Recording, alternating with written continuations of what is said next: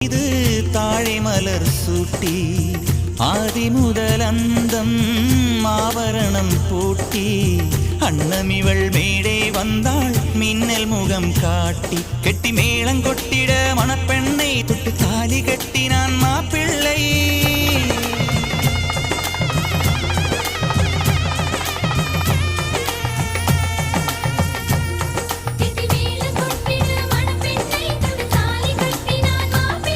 இந்த